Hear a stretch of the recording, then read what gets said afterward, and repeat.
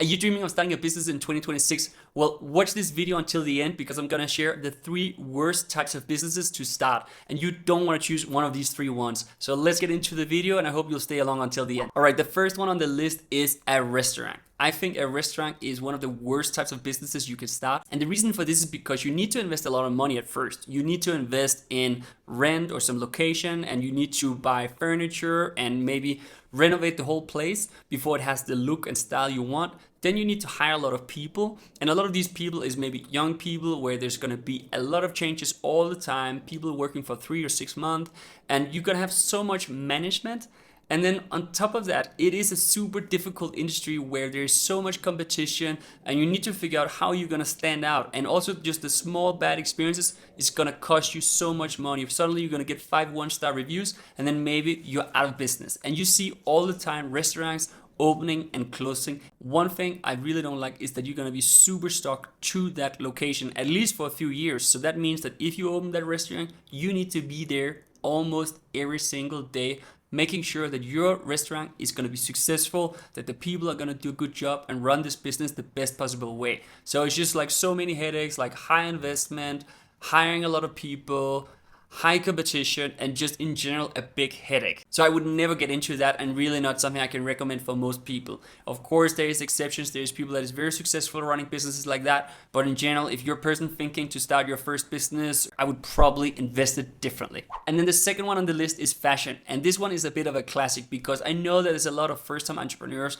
that wants to get into fashion because they like fashion, nice clothes, they like styling and all these things. I get it, but you need to realize what you're really getting into, because first of all there's all these big brands out there and there's so much competition, but then there's so many other headaches with this industry. One of the big ones is that there's many seasons, so you need to buy products maybe in many different sizes, and maybe you need to do it 4 times a year if there's 4 collections.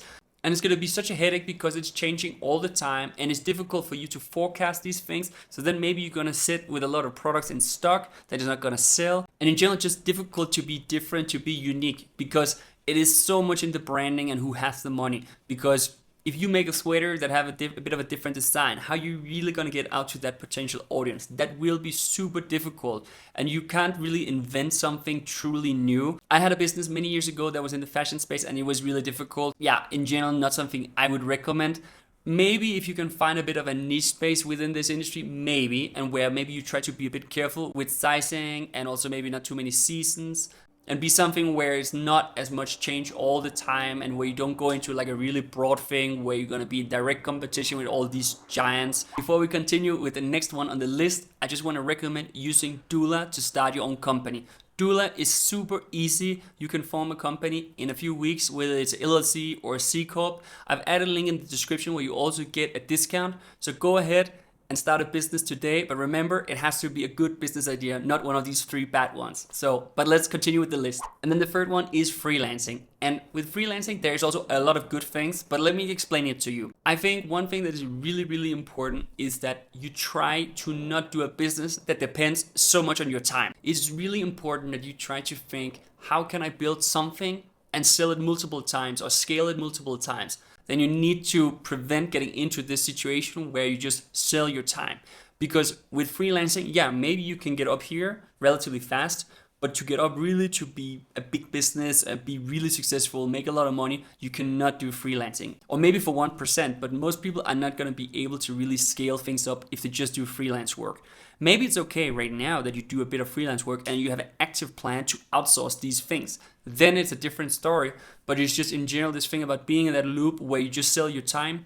Then you're just going to be an employee working in your own company, and that's pretty much the same as just having a normal job. So I think my final take on this is that it's okay if you want to start with this. If you're starting out with your first business and you just want to start selling a little bit, some of the services you can provide, then that is great. But keep it in mind that you need to figure out how you can scale this, how can you outsource this and make this like a real business and not just be you selling your time to someone else. So this was the 3 worst types of businesses to start in 2026.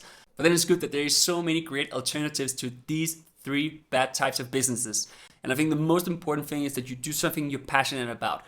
The only thing I can say is that I think it's important to Try to see if you can implement AI into your business one way or another. It can just be smaller parts of it. It can be the ideation. It can be ways that your workflow or the service you offer that you can implement AI one way or another.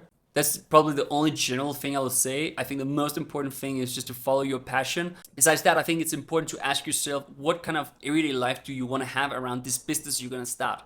Is it very important that you're flexible, that you can live wherever you want in the world? That's something that's important to me as an example. I really try to have a setup where I don't depend on my location, that I can sit wherever in the world and do my business. But maybe this is not important to you. Maybe you are very attached to your city and you know you're there most of the time. Then that's a different story. But try to ask yourself, because in the past I've experienced that I would start a business, I would hire some people, and then I felt like a bit locked down because I had to be there all the time, just as I mentioned with the restaurant. So try to imagine your business running and how it would actually look. This is very important because you also need to feel comfortable with this setup. You need to feel like this is a good setup for you and a life you want. So I think that's pretty much it for this video. And let me know what you think. What do you think is the 3 worst businesses to start in 2025 or 2026? I'm curious to hear. Maybe you have some better ideas to what is the worst types of businesses to start. Maybe you disagree with me. That's okay as well. Feel free, drop a comment, and also hit the like and subscribe button. That would help me make more content like this. So thank you so much for watching, and I'll see you again in one of the next videos. Bye.